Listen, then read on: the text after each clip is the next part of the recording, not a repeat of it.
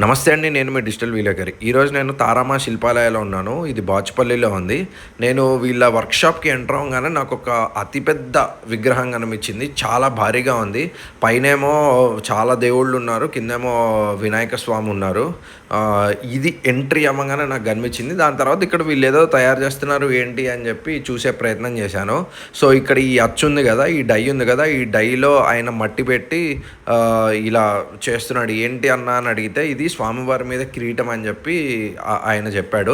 మళ్ళీ కిరీటం మీద అదనంగా ఏదైనా బ్యూటిఫికేషన్ వర్క్ ఉంటే దాన్ని కూడా వాళ్ళు సపరేట్‌గా చేయాలి. అంటే ఒక విగ్రహం తయారవ్వాలంటే వాళ్ళకి అదర్ పార్ట్స్ ఎలుక గానీ, లేకపోతే గద గానీ, వెనకాల ఇప్పుడు మీరు చూస్తున్నారు కదా! ఇక్కడ తిరునామాలున్నాయి. ఈ తిరునామాలు కూడా వేరే మళ్ళీ విడిగా తయారు చేయాలి.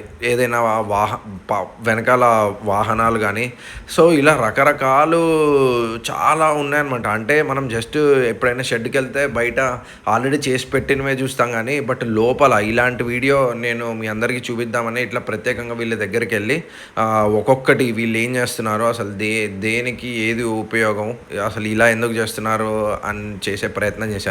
సో, ఇప్పుడు ఇతను చూపిస్తున్నాడు కదా! ఇది కిరీటం మీద మనకి డిజైన్ కోసం అనమాట. చూడండి అతను ఎన్ని చేస్తున్నాడో. ఈ షెడ్‌లో ఆల్మోస్ట్ నాకు తెలిసి నేనెళ్ళిన రోజుకి ఒక 100 వినాయకుళ్ళు అయితే ఆల్రెడీ పెట్టున్నాయి. ఒక్కొక్కటి ఒక్కొక్క డిజైను. అసలు ఏది చూసినా అరే బంపర్‌గా ఉంది. అరే ఏంది ఇది నెక్స్ట్ లెవెల్ ఉంది అన్న ఫీల్ అయితే మనకు ఖచ్చితంగా కలుగుతుంది. ఇది చూడండి. ఈ వినాయక స్వామిని చూడండి. పైనేమో టైగర్, కిందేమో స్వామి సర్పం మీద కూర్చున్నాడు. అట్లాగే ఇదేమో వినాయకుల వారు, వెనకాల అట్లాగే ఒక సైడేమో శివుడు, ఇంకొక సైడు నాకు ఎగ్జాక్ట్‌లీ నాకు గుర్తులేదు. సో, ఇలా రకరకాలు. ఇది వేరే డిజైన్ మళ్ళీ. ఈ డిజైన్ చూడండి. ఈ డిజైన్ ఏంటో మీకు తెలిస్తే చెప్పండి. మీరు కనుగొంటే చెప్పండి. అన్నీ నేనే చెప్తున్నా కాబట్టి మీరు కూడా ఒకసారి ఇది చూసి చెప్పండి. సో, ఇక్కడ చాలామంది వర్కర్స్ అయితే పనిచేస్తున్నారు. గత 2 నెలలుగా అయితే వీళ్ళు పనిచేస్తున్నారనమాట. మంచిగా మట్టి తెచ్చుకున్నారు. వీళ్ళు ప్యూర్ క్లే తోటి తయారు చేస్తున్నారు. అట్లాగే గడ్డి తెచ్చుకున్నారు. వీళ్ళు అకార్డింగ్‌లీ చేస్తున్నారు. ఇక్కడ చూడండి స్వామివారు అయితే కూర్చున్నారు. భలే ఉంది ఈ విగ్రహము. స్వామివారు 2 కాళ్ళు సైడ్‌కి పెట్టి కూర్చున్నారు. ఇప్పుడే ఇవి ఇలా ఉన్నాయంటే పెయింటింగ్ వేసిన తర్వాత ఇవి ఖచ్చితంగా నెక్స్ట్ లెవెల్‌లోనే ఉంటాయి. అయితే నేను అడిగాను ఏంటి అన్నీ చేసి పెట్టుకున్నారు, పెయింటింగ్ ఎప్పుడు స్టార్ట్ చేస్తారంటే వాళ్ళు ఆగస్టు ఫస్ట్ వీక్‌లో స్టార్ట్ చేస్తాము. ఆగస్టు 27th వినాయక చవితి కదా అయితే వాళ్ళు చెప్తున్నారు. సో, కంటిన్యూస్ వాళ్ళకైతే ఆర్డర్స్ అయితే ఆల్రెడీ ఉన్నాయంట. వచ్చేవాళ్ళు వస్తున్నారు, ఆర్డర్ ఇస్తున్నారు, వీళ్ళు చేస్తున్నారు. ఇట్లా it is a routine process. So, ఇది మాకు రొటీన్ ప్రాసెస్. మేము ఇంకా చాలా చేయాలని చెప్పి అక్కడున్న ఆయన అయితే చెప్తున్నాడు.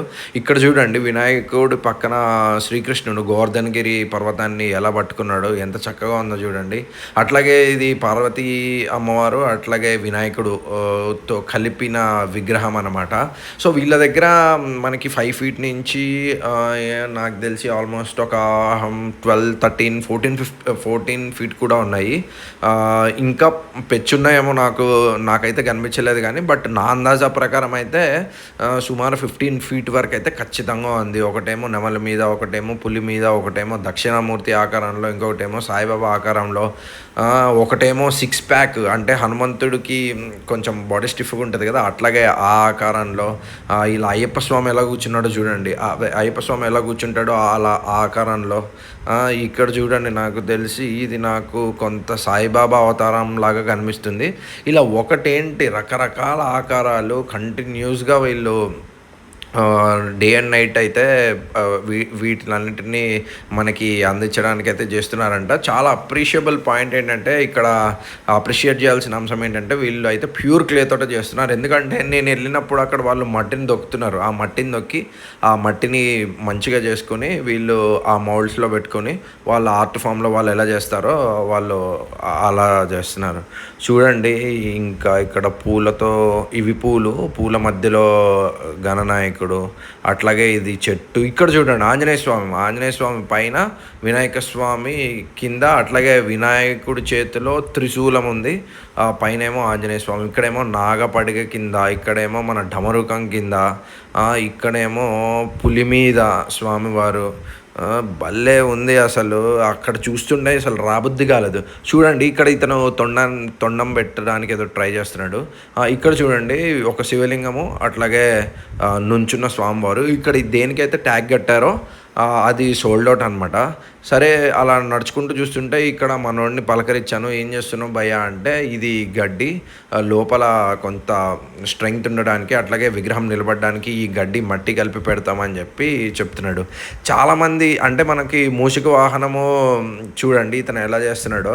మనం అసలు ఇట్లా మూషిక వాహనాలు ఇలా డిఫరెంట్ డిఫరెంట్ పార్ట్స్ అంటే స్వామివారికి అలంకరించే డిఫరెంట్ డిఫరెంట్ పార్ట్స్ మనం ఎక్కడ చూడము. సో ఇక్కడైతే మనం చూడొచ్చు. ఇక్కడ చూడండి తొండానికి దంతం ఉంటుంది కదా, దాన్ని అమర్చడానికి ఆయన మేకైతే కొడుతున్నాడు. ఇక్కడేమో ఆంజనేయ స్వామి ఒళ్ళో వినాయక స్వామి అయితే కూర్చున్నారు. ఇక్కడ మటుకు వినాయకుడు అలా కూర్చున్నారు. నేను ఇందాక మీకు చెప్పాను కదా, ఇదే గడ్డి అనమాట.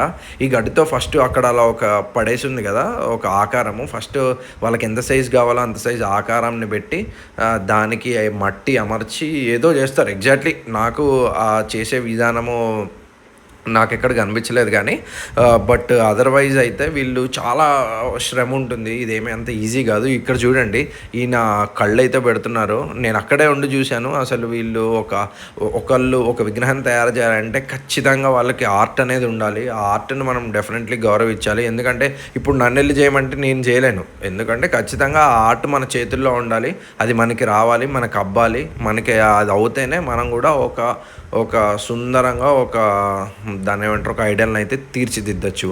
ఇక్కడ అలా వెళ్తూ ఉంటే మనకి వరుసగా వినాయకుళ్ళు వస్తూనే ఉన్నాయి. ఇక్కడ ఎక్కడికక్కడ ఫినిషింగ్ ఇస్తున్నారు. ఒకళ్ళేమో చూడండి ఇక్కడ నేను అడిగాను, "ఈ చెవు దగ్గర ఏం చేస్తున్నావు, బట్టతోటి పెడుతున్నావు" అంటే, "ఇది కోటింగ్, ఇది క్లే కోటింగ్" అని చెప్పాడు ఇతను. రైట్, నాకు గుర్తొచ్చింది. ఇతను క్లే కోటింగ్ అని చెప్పాడు. అలా ఆ బట్టని మట్టిలో ముంచి ఆయన అయితే అక్కడ అద్దుతున్నాడు. మేబీ లేటర్ స్టేజ్లో దాన్ని అలాగే ఉంచుతాడేమో, నేనైతే చూడలేదు. బట్ కొంత యూనిక్గా అయితే వీళ్ళు చేస్తున్నారు. అంటే మేబీ నాకు యూనిక్ అనిపించింది, ఎందుకంటే నేను ఎప్పుడు ఇలాంటివి విజిట్ చేయలేదు కాబట్టి. మనం ఇక్కడ చూడొచ్చు, ఇవి అన్నీ కొంచెం చిన్న విగ్రహాలు అనమాట. ఆల్రెడీ తయారు చేసి పెట్టారు. ఎంత చిన్న విగ్రహం అయినా కానీ ఈ every Idol has its own uniqueness అనమాట. పంచముఖ గణపతులు, ఇట్లా మూషిక వాహనం, పెద్దగా ఉన్న మూషిక వాహనం మీద కూర్చున్న గణపతులు అయితే ఉన్నాయి. ఇప్పుడు మనం కొంచెం ఇప్పుడైతే నేను మీకు 360 డిగ్రీస్ చూపించడానికి ట్రై చేస్తున్నాను.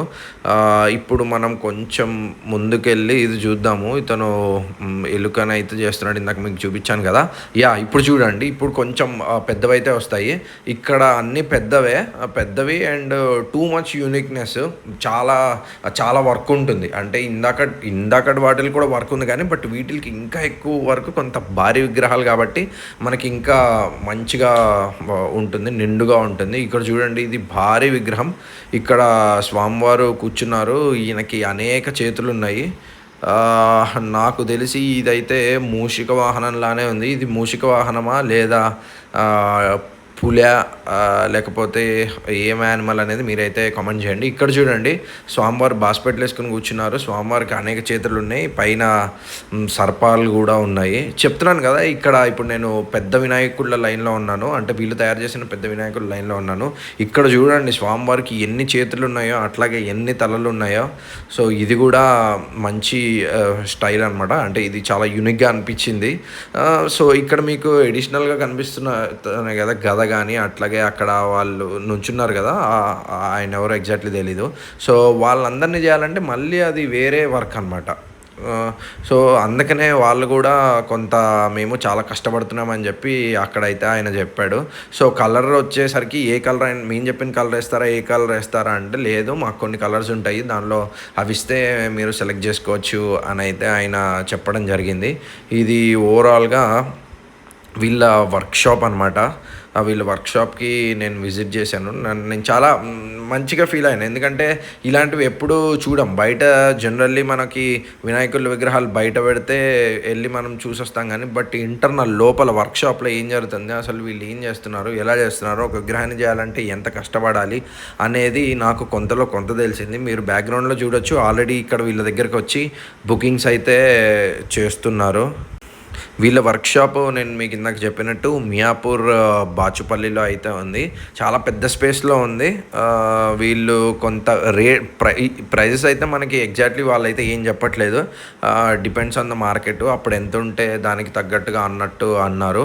సో మనం బుక్ చేసుకున్న తర్వాత ఇందాక మీకు ఒక ట్రాలీ కనిపించింది కదా, దాని మీదే స్వామిని మీ మీ ఆటో కానీ లారీ కానీ ఏదైతే దానికి వాళ్ళే తీసుకొస్తారనమాట. సో ఇదండి ఈరోజు మన వ్లాగు. మీకు కానీ ఇక్కడ విగ్రహాలు ఏమైనా నచ్చితే మీరు కూడా తారామా శిల్పాలయ బాచుపల్లికి విజిట్ చేయండి. నమస్తే, నేను మీ డిజిటల్ విలేకరి.